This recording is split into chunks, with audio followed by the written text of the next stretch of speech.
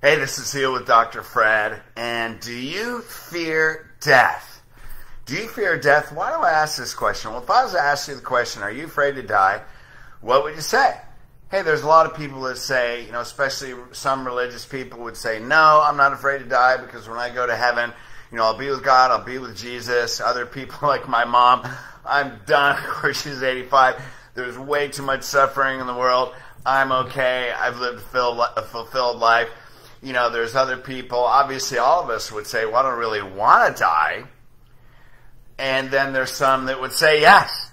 And there's some that would say, no, I don't want to die. But guess what? Look out in the world today, because I just flew to Albuquerque and back, and how many people are wearing masks? Why would a person wear a mask?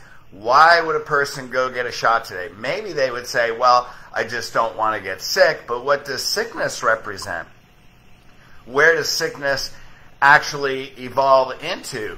Well, I wear a mask to protect my grandmother, so there's fear of death all around us, people that truly fear death. And I want to talk about that, because what is death really? So why do I even ask this question? It has really nothing to do with death. It has everything to do with, how do you want to live? Isn't that really the question? And so let's look at that. So how you want to live really starts with, who do we believe we are? And we start with the most basic principle. Who do you believe you are? Well, let's go to Genesis 1:27. We're created in the likeness and image of God. We are spirit first. We are spirit living a human experience. Now, people on here go, yeah, I know that, I know that, I know that. Do you put a mask on? Are you walking around conforming to the world rather than transforming by renewing your mind? And what level of faith do we live with? What's our purpose? Are we living our purpose? So if all of these principles are true, that we are spiritual beings first, then we are eternal. And death really doesn't exist. And I'm going to talk about that in a minute. So if we are eternal, that means we're never born. We were born, we come into this body, and our body was born. It means we never die. Death does not exist. And isn't that why Jesus came here? Jesus didn't come to die on the cross. He died on the cross for the resurrection. He was actually convicted by religion.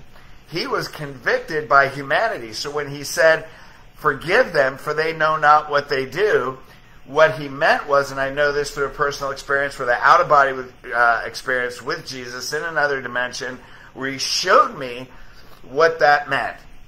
I would not have known this. What he says, for they know not what they do, meaning they're living in their humanity, and some people have no conscience of their divinity.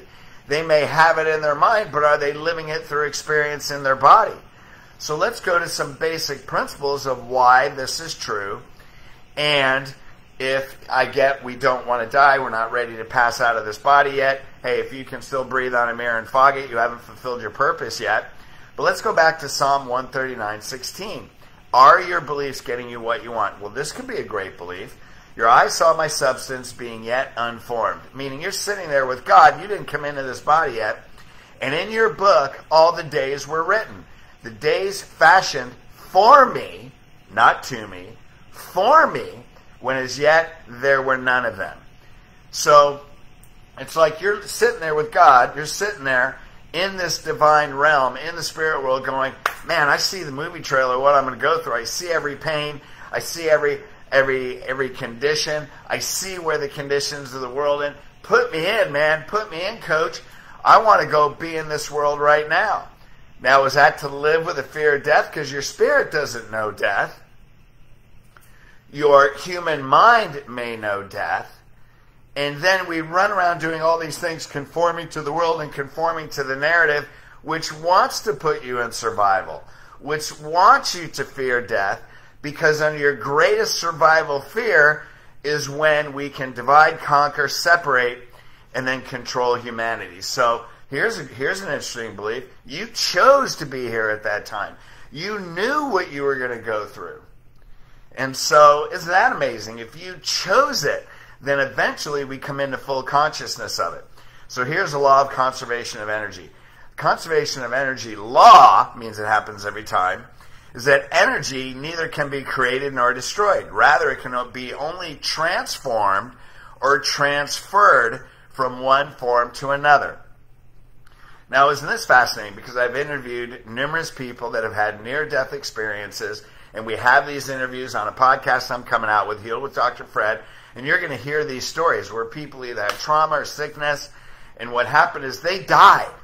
Their spirit left their body, and they're sitting outside their body and not even realizing that they're dead because they didn't die. They changed form. And all of a sudden, they have this feeling of abundance. They have this feeling of peace. They have this feeling of heavenly love. And they feel all this, and then they look back at their body, and then there's a secondary realization from almost that human consciousness and spirit form that says, wow, I died.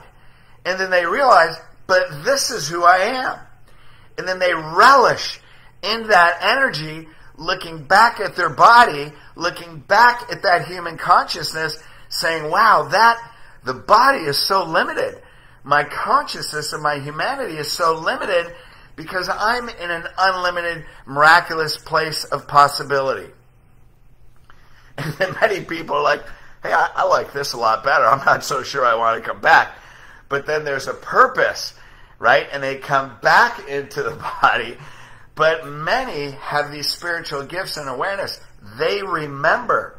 Just like when I was in another dimension with Christ, I remember that experience. Now, do I live from that every moment, every day of my life? No. But it is a reference point. So how can we learn from these people without having that experience? Because I personally don't really want a near-death experience. I don't want to die and come back. But if that was my purpose to figure it out, I don't know. What do we do? So isn't that fascinating? So let's go back some principles. Again, Genesis 1:27. So we created man in his image, God's image, the image of God, created male and female. That means we're still the same, even though our human bodies may be different. 1 Corinthians 3:16.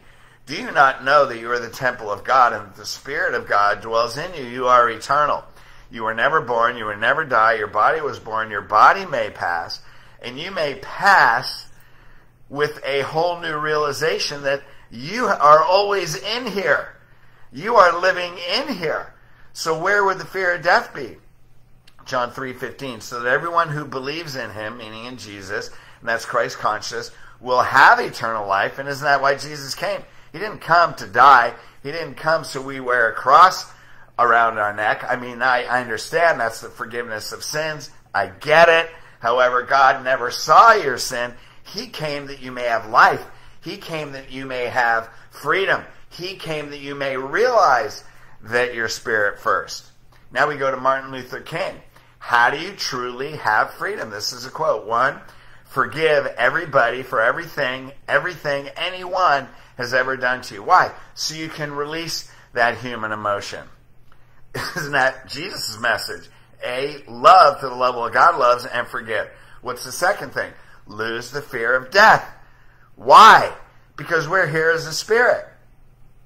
We're here as a spiritual being. So we love to the level of Christ. We lose death the fear of death, so we can live with freedom now and create heaven on earth. Thy will be done on earth as it is in heaven. So for all the Christians that think that are taught in religion, or all the spiritual people or religious people that think, wow, I can't wait because that's where I'm going to meet him. God and Jesus are already in your heart. They're in your heart now. They're in you, around you, and in front of you. And we're meant, thy will be done on earth today in this body as it is in heaven right now. Those two can be the same if you choose to be conscious of it. Isn't that amazing? So Matthew 19:26, with man, this is impossible. What's that mean? In our human consciousness, there's lots of things that are impossible. But with God, all things are possible. Isn't that amazing? Getting into that Christ consciousness, understanding our divinity, being one with God and one with people because we're all the same. So again, Jesus didn't come for the cross. He came for the resurrection. John 14:12, I tell you the truth. And this is Jesus speaking. Anyone who believes in me, meaning that Christ consciousness, or you could say believes like me, will do the same works I have done and even greater works because I'm going to be with the Father. What's that mean?